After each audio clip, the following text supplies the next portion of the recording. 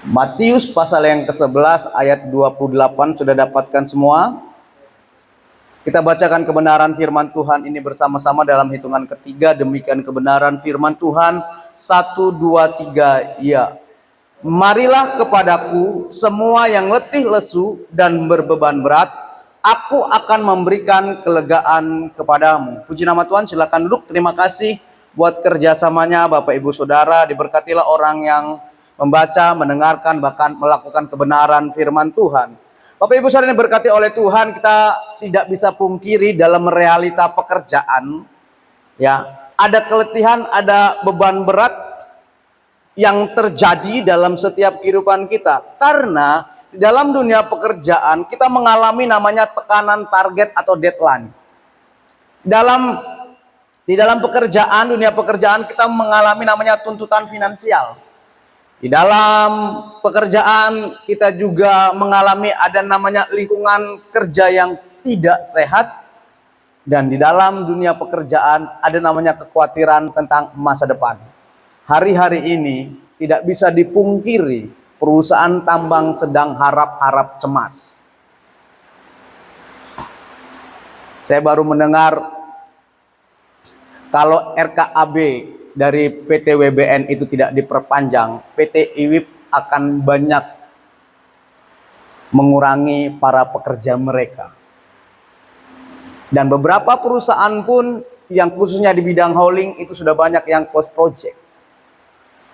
Ada banyak beban-beban pekerjaan yang hari-hari ini kita hadapi dan itu kita tidak bisa pungkiri. Tetapi pada malam hari ini saya akan membawakan kebenaran firman Tuhan dengan judul bekerja tanpa beban.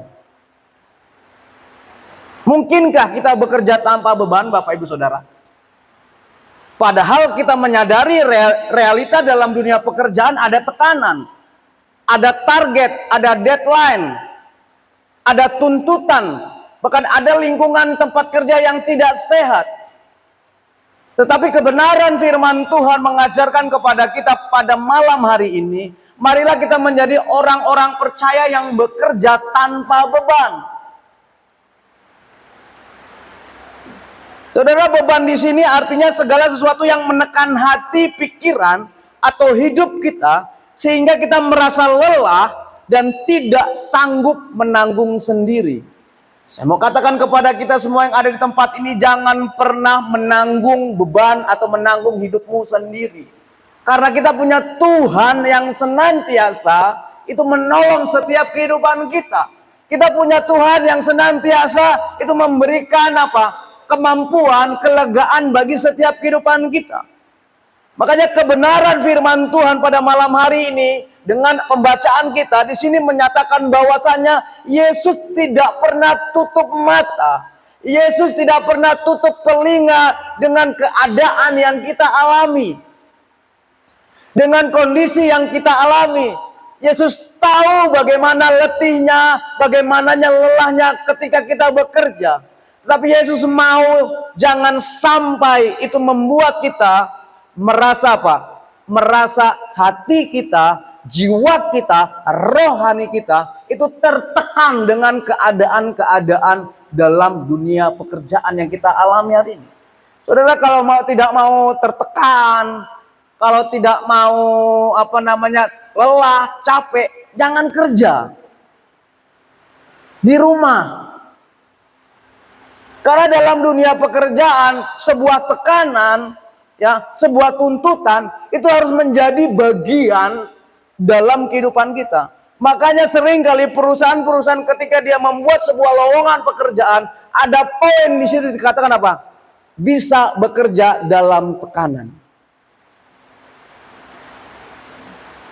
Jadi pertanyaannya, kita bisa nggak bekerja dalam tekanan sehingga tekanan itu tidak menjadi beban dalam kehidupan kita, sehingga kinerja kita, produktivitas kita sebagai karyawan itu tidak berkurang.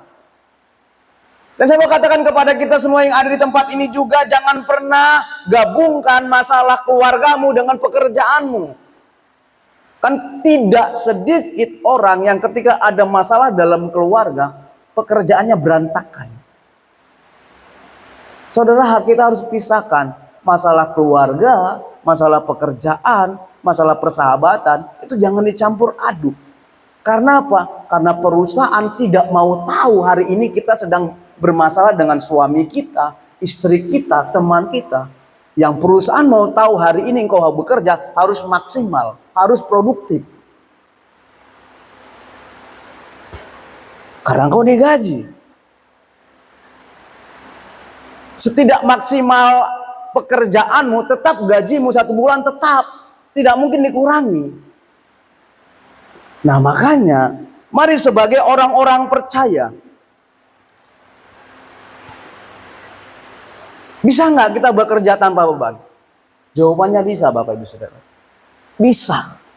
Kenapa bisa? Karena kita punya Tuhan. Karena kita punya Yesus. Kalau kita kembali kepada pembacaan Alkitab kita pada malam hari ini, dikatakan begini, marilah kepadaku.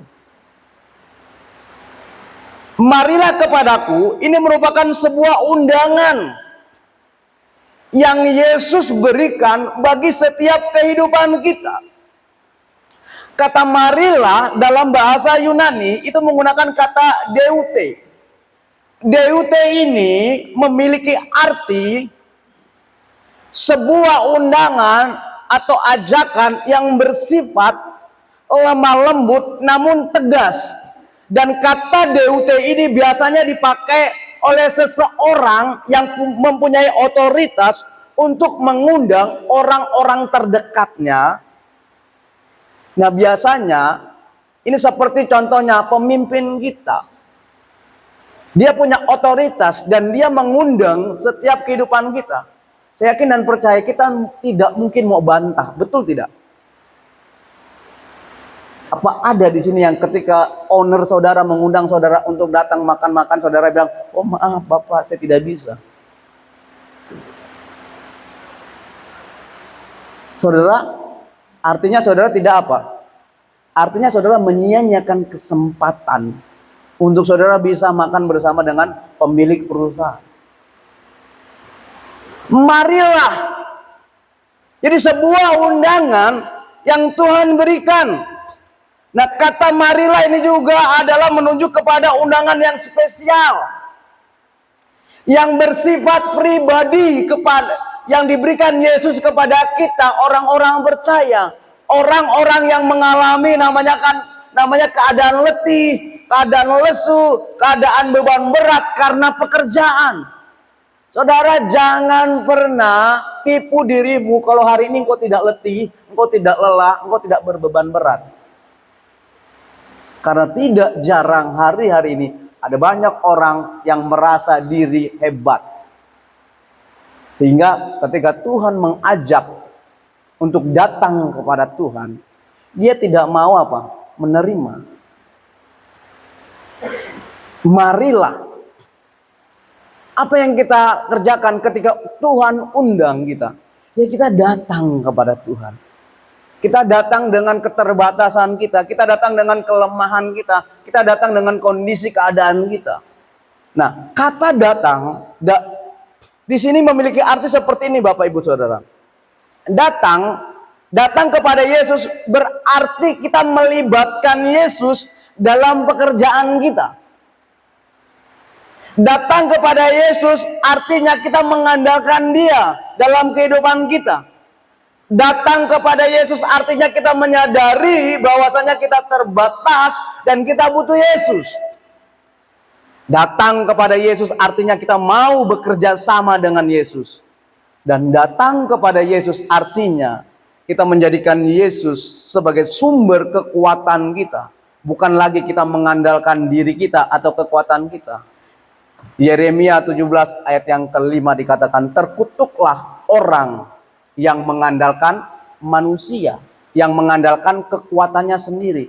Ingat Bapak Ibu Saudara, siapapun engkau yang ada di tempat ini, saya mau katakan kepada kita semua, kita terbatas. Makanya kita perlu datang kepada Yesus, pribadi yang tidak terbatas. Pribadi yang sanggup melakukan segala perkara. Pribadi yang sanggup membuat beban kita hilang. Jadi hal yang pertama, untuk kita kerjakan supaya kita bekerja tanpa beban, yaitu kita datang kepada Yesus. Saudara, kalau engkau mengalami masalah, saya mau katakan jangan datang kepada minuman keras. Jangan datang kepada hal-hal yang tidak benar.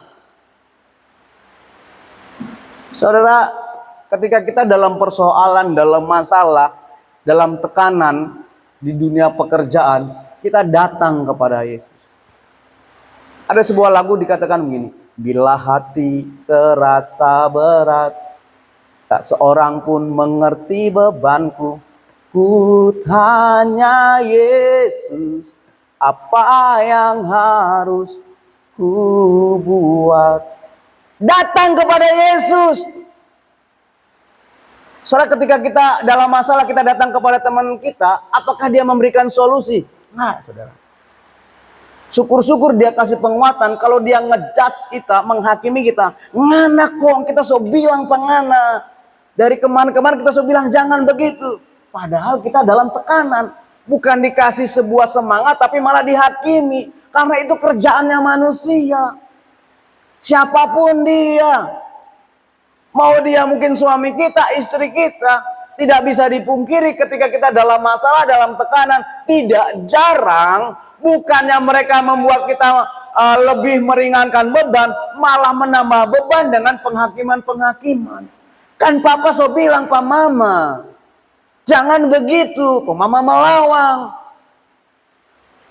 Itu manusia, saudara. Tapi ketika kita datang kepada Tuhan, dengan keadaan letih kita, dengan keadaan beban kita, janji firman Tuhan, dia berikan kelegaan.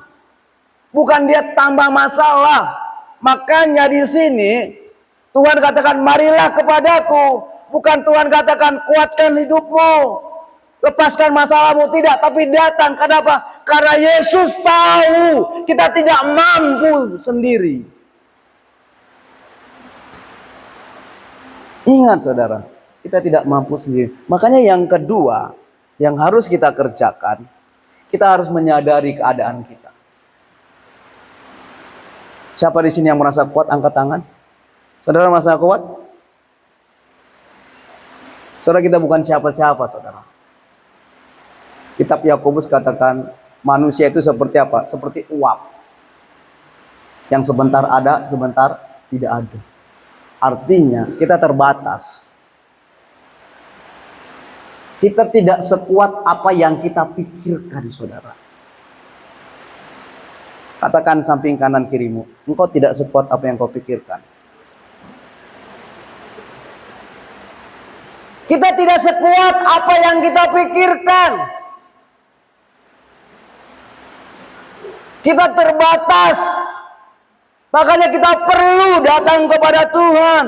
Kita perlu menyadari keadaan kita. Karena ada banyak hari-hari ini orang-orang gengsi untuk menyatakan bagaimana keadaan. Gengsi di hadapan Tuhan kalau dia tidak mampu. Gengsi di hadapan Tuhan kalau dia lemah. Saudara, saya mau katakan jangan sok kuat deh. Ingat, kita terbatas.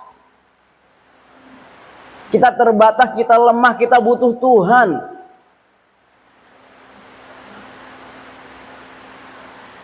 Banyak sekali tokoh-tokoh Alkitab yang menyadari kelemahan dalam dirinya. Sehingga mereka menyadari keadaan mereka dan mereka datang kepada Tuhan. Siapa kita, saudara? Sehingga kita tidak mau datang kepada Tuhan. Kita terbatas, kita lemah, kita butuh Tuhan. Dalam segala keadaan kita, kita butuh Tuhan. Baik dalam dunia pekerjaan kita, kita butuh Tuhan. Dalam dunia hubungan kita dengan keluarga kita, kita butuh Tuhan. Dalam pergaulan kita, kita butuh Tuhan. Dalam segala sisi kehidupan kita, kita butuh Tuhan. Tanpa Tuhan, kita tidak bisa apa-apa. Dan tanpa Tuhan, kita bukan siapa-siapa. Ingat akan hal itu. Makanya sadarilah keadaanmu.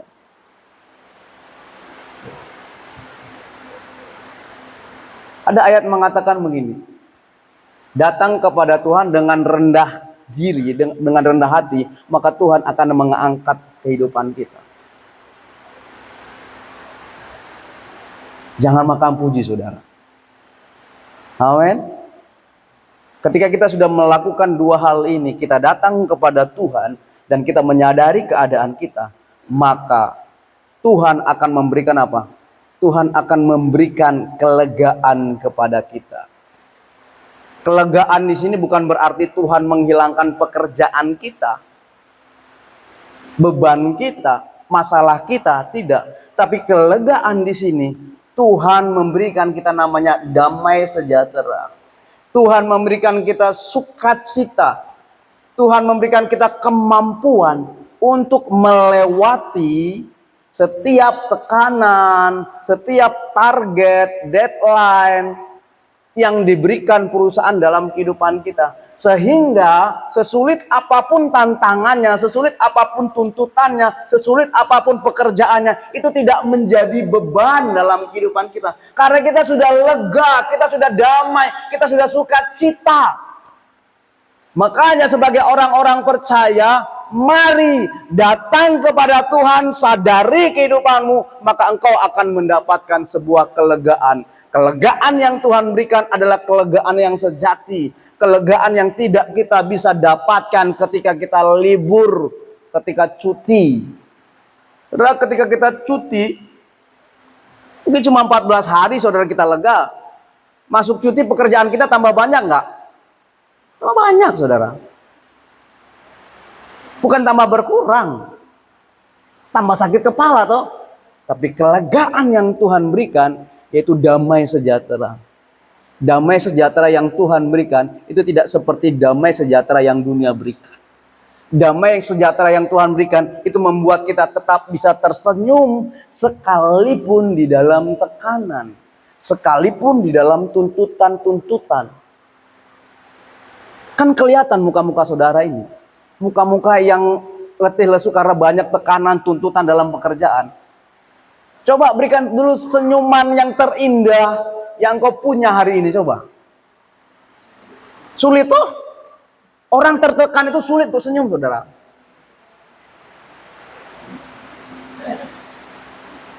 Bagaimana Pak Pendeta mau senyum? Orang ini tidak tahu, orang kelanjutan pekerjaan ini bagaimana, orang kontrak ini bagaimana. Orang tidak tahu bagaimana orang mau tersenyum, Pak Pendeta. Ketika orang kontrak selesai, orang mau kemana? Saudara, jangan takut. Imani ini, ketika Tuhan izinkan engkau keluar dari tempat ini, tidak diperpanjang kontrak, berarti Tuhan menyiapkan tempat yang lebih baik. Saya mau katakan kepada saudara-saudara, Tuhan, anaknya yang tunggal, itu dia serahkan untuk menebus dosa kita. Maksud untuk urusan perutmu, dia tidak tolong. Makanya jangan pernah Pak, jangan pernah takut, khawatir dalam menjalani hidup. Makanya datang kepada Tuhan. Ketika kita tidak mengerti tentang kehidupan kita, kita datang kepada Tuhan. Ketika kita merasa kita tidak mampu, kita datang kepada Tuhan. Karena ketika kita datang kepada Tuhan dengan kerendahan hati kita menyadari keterbatasan kelemahan kita, Tuhan menyambut kita dengan sukacita dan memberikan kita kelegaan. Amin. Kebenaran firman Tuhan. Tundukkan kepala.